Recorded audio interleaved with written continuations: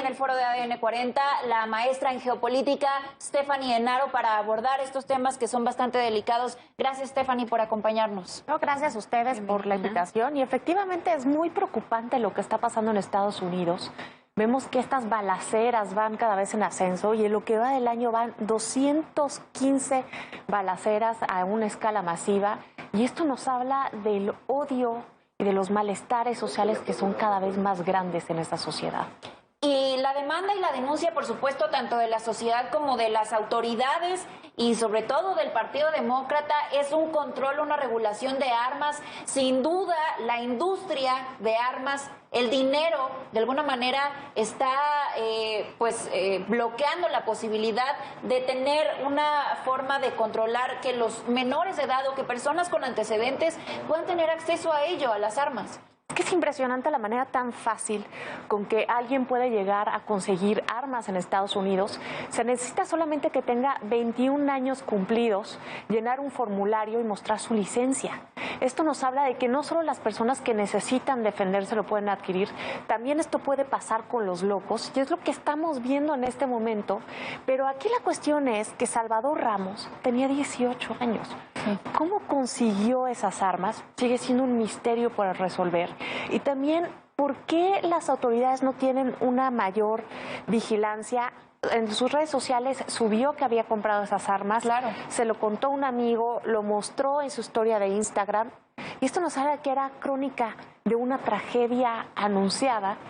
Y también hay que observar que es un crimen de odio a todos los sentidos, pero es un crimen de un latino, de una persona estadounidense con ascendencia hispana en contra de otros hispanos. Por eso llama la atención, porque hemos visto otros crímenes de odio cometidos por personas blancas en contra de afroamericanos, asiáticos o latinos, y ahora es parte de una misma etnia que tiene que ver con tal vez los problemas que tenía Salvador Ramos de origen. Era hijo de una madre drogadicta que no le había prestado mucha atención, le disparó a su abuela antes de irse, y también se sabía que era no aceptado por la comunidad, que lo criticaban por la ropa que usaba. Que sufría acoso también. Y lo buleaban. Entonces es como una cadena de malestares que se fueron sumando y que llevaron a este triste resultado con 21 personas muertas, de las cuales 19 niños que aún no han podido ser los cuerpos entregados a sus padres, porque al ser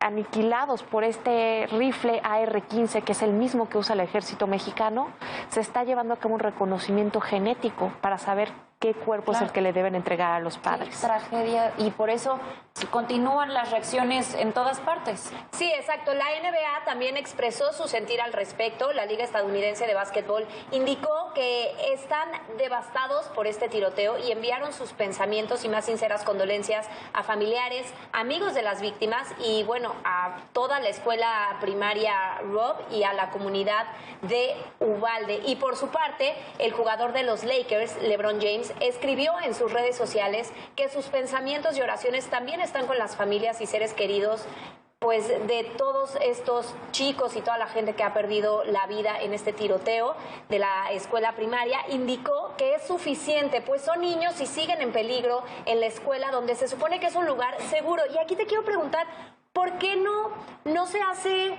un cambio en la legislación? ¿Por qué las escuelas, sabiendo esto, no toman medidas a lo mejor de revisar las mochilas, algún detector, ¿no?, de metales al ingresar? O sea, ¿se puede hacer algo para prevenirlo si pues ahí está y pasa muy seguido, ¿no? Claro, creo que es algo que se tiene que llevar a cabo, pero en el camino hay muchos obstáculos que tienen que ver con el Partido Republicano y con la legislación. A mí lo que más me sorprende han sido las reacciones de Ted Cruz, del senador Ted Cruz, y también del fiscal general Ted Cruz. republicano, y también del fiscal general Ken Paxton. La respuesta de Ken Paxton fue, bueno, para que esto deje de pasar, pues entonces los maestros tienen que estar armados. Es como más armas, violencia con más violencias, mientras que Ted Cruz dijo que debería de haber policías armados. El protocolo de actuación en las escuelas sería ese, preparar a los maestros para que puedan actuar e incluso armar a los maestros para que puedan defenderse o abatir a un agresor, no terminar con las armas.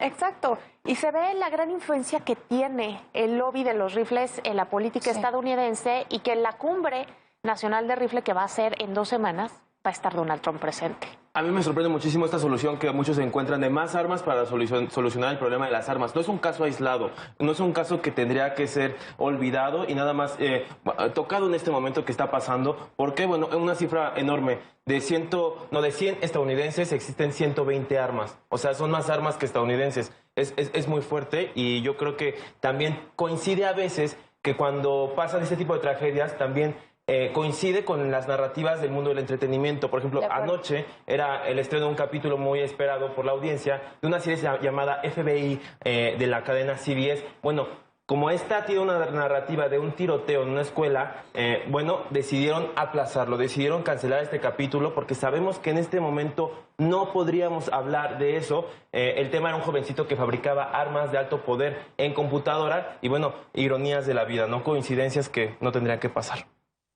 Pues sí, finalmente se toma esta decisión de cancelar el estreno de este capítulo.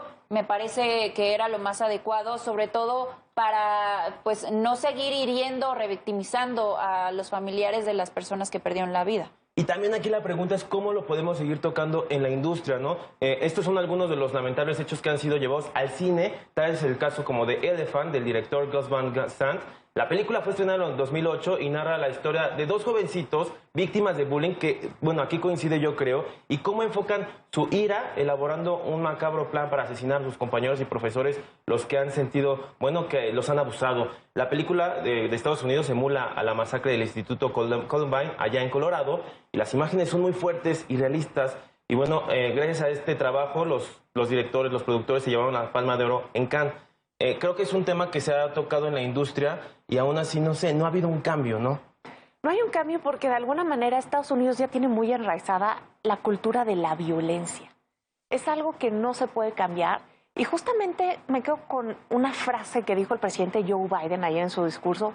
Bueno, ¿qué está pasando aquí que no está pasando en otros lados para que esto ocurra? Si en otros lados hay armas, en otros lados también hay problemas mentales, pero en ningún otro lado están ocurriendo estas balaceras a gran escala, que si sacamos la media de las que van tan solo en este año, que son 215, son 1.4 balaceras al día. Y si lo comparamos con las del año pasado, que es una cifra mayor, son 903. Es una cifra espeluznante que se traduce en violencia, pero también en vidas perdidas. Claro. Y nos no son solo hablabas cifras. que este chico sufría bullying por parte de sus compañeros. Su madre era drogadicta. Al final, el fin no justifica los medios, pero también ahí había un trabajo que había que hacerse con el niño desde antes, ¿no? Claro. O sea, creo que la escuela al final no estaba alerta porque, pues, tener todos estos problemas y no recibir un apoyo, pues te llevan a reaccionar de una manera fatal, ¿no?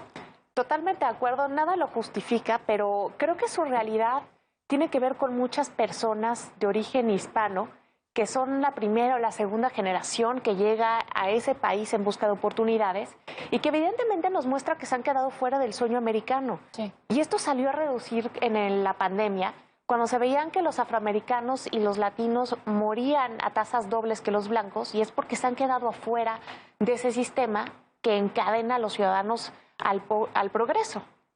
Stephanie, hay factores que definitivamente influyen. Hay muchas armas en Estados Unidos, pero no todos cometen este tipo de actos. No se puede, pues, crucificar a todos o cortar a todos los estadounidenses de la misma manera simplemente por el tener el acceso a las armas. Este joven de 18 años tenía un perfil, pues, que llamaba mucho la atención. La depresión en estos casos puede llevarlos, nos mencionabas, de una condición humilde, sufría bullying en la escuela por su recurso que era bastante bajo, la familia, que también es un factor que influye, y muchas veces, muchos casos, la depresión es la que lleva a cometer este tipo de actos en el que él, siendo un joven de 18 años, se mete a una primaria a atacar indefensos. Pudo haber salido tal vez a las calles y disparar indiscriminadamente, sin embargo, esta mente tan maquiavélica, tan criminal, pensando en los más indefensos, y que la depresión no solamente podemos verla de un lado sensible, el que está triste, no, la depresión también tiene un lado agresivo en el que llega, ataca y pues acabó incluso, bueno, su abuela se encuentra grave, pero atacar también a un familiar, ya hacerlo en casa, ya tener el acceso a hacerlo con tu propia familia, en este caso pues la más cercana, su abuela. Creo que es un caso de violencia que fue cada vez más notorio. Se veía la violencia con la abuela, con la madre, que tampoco llevaba una buena relación con ella, pero también en el lugar donde trabajaba, él trabajaba como mesero en un Wendy's, era muy grosero con las personas que iban ahí, sobre todo con las mujeres, y eso nos habla de que tiene problemas, ¿no? Una persona que está bien, que está en pleno uso de sus facultades, pues evidentemente no va a ser grosero con las personas, va a ser amable, y más si ese es su trabajo. Creo que desde ahí hay un fallo comunitario porque no se están detectando estos casos y lamentablemente después de las tragedias es como se aprenden, y espero que la vida de estos 19 niños y de las 2 profesoras no haya sido en vano y que se aprenda de esto que ocurrió, que se impulse un cambio a la legislación y que también haya mayores controles de detección en las comunidades para evitar a tiempo este tipo de casos. Ahí está lo que sucede. La popularidad, obviamente, del presidente Joe Biden desde que inició la administración ha ido pues en picada, literalmente, y sobre todo cuando se vienen pues años ya de contienda política, de campañas presidenciales.